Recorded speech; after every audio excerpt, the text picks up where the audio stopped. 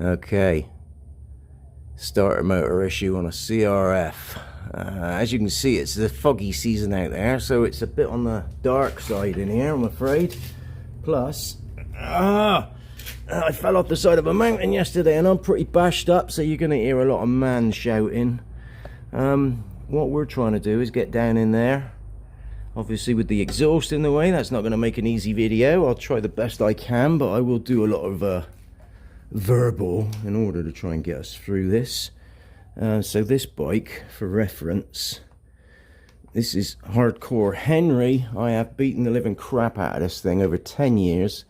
You probably won't see that, but the speedo is showing 43,502 kilometers. None of that is accurate due to wheel spinning, because that actually records mileage and gearing changes, etc, etc. Anyway, enough of the intro. I'll try to make it as visual as possible, but what we're going to end up is getting the starter motor out.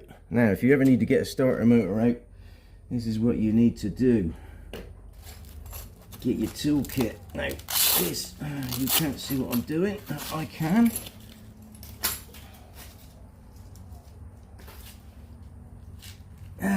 God, bloody hell. I've got some cracked ribs. Right. That is what I carry when I go out.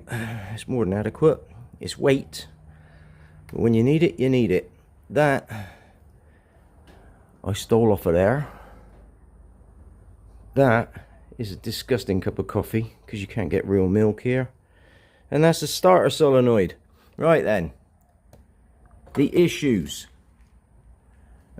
We started noticing this bike didn't want to start sometimes. You go to start it, just keep faffing around with the bloody camera. You go to start it and it would go, and then just start. Well, generally speaking, that's usually the sign of a knackered battery, or a battery with a duff cell. So I done a few checks. Oh, and also, historically on these things, it's also oxidized connections here, there and everywhere on the starting circuit. So I went through all the oxidization on the starters, all the oxidization on the battery. I did a battery check which said the battery was okay, but sometimes that can be misleading. Yeah, basically checked it all through. Now, quite a while back, I did one on my MT-09. That's the starter solenoid from a Honda. But they're pretty much the same. I could probably get a Yamaha one. Well, I did get a Yamaha one for 30 odd baht. And it will probably bolt straight onto this Honda, because these are a little bit stripy on the price. But that's your starter solenoid. Basically, your live battery goes onto there. And then from there, the power is brought back through these connectors here and a fuse. And that's what supplies the whole of your wiring loom. So everything comes from there. This is basically nothing more than a giant relay. So on the other side is a big ass wire, and that goes all the way down to the starter motor. Right, hang on, Minitron's approaching, so I'll just pause this. And she's gone.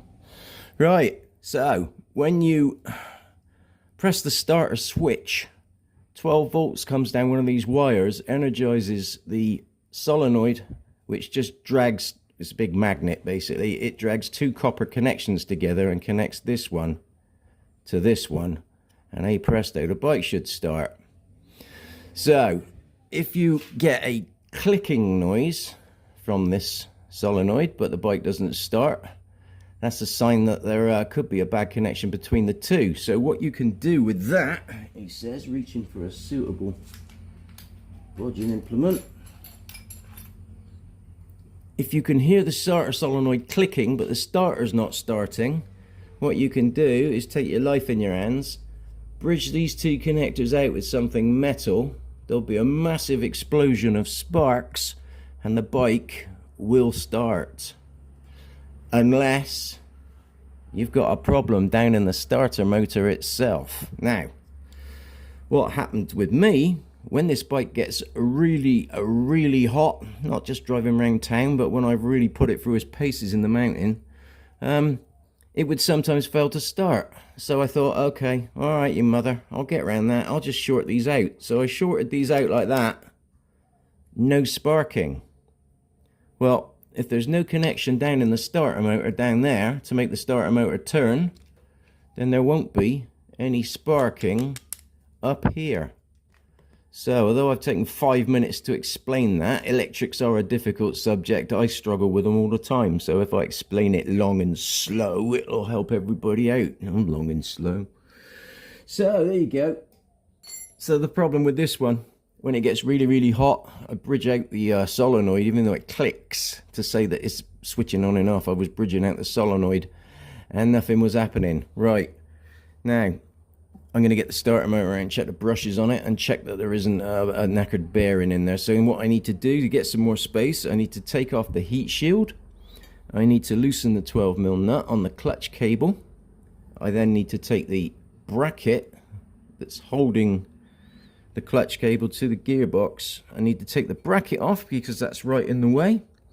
Once I've got inside there, I need to take off the cam chain adjuster. Right. That will require a special tool or a small screwdriver in order to reinstall it, but I'll show you that as we go. There's then the... That's kind of interesting, but there's the live connection there on the back of the starter. There's the ground connection next to it on one of the starter mounting bolts. And the reason you got to take the cam chain tensioner out is the final bolt. You can't even see my finger. The final bolt is right underneath the cam chain tensioner, so that bad boy has to come out too. So now I've waffled on for almost ever. I'm going to pause it up, crack on with that, and then we'll get to the meat and potatoes in a minute. Problem number one, I've got a seized up bolt on the heat shield here, so tip time. Although you can just slather WD-40 over there, the actual sticky thread is down inside the hole, so unless you get really lucky and it finds its way in there, you're not going to really free it off. So if you can get it to move a bit, try and wind it out as far as you can go and try and get some WD back in on the threads that have already come out. Then put the bolt back in and just wiggle and do a bit more WD. Wiggle, WD, wiggle, WD, wiggle. I've been on this thing for about 5 minutes now, but don't overdo it because you'll just tear the bolt up. This is out, and try to avoid using stainless steel bolts because they do this just for fun. So I've wiggled some WD in there. What I'm going to do now, look, it's coming out a little bit. Try and get some WD on the bolt. The threads are already exposed. Wind it back in,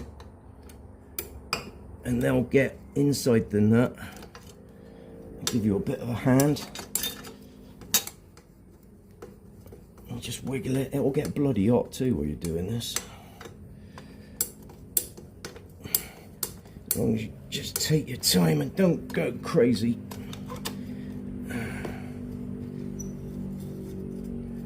Basically this bolt here. Ah, there we go. Nice little bit of foliage there.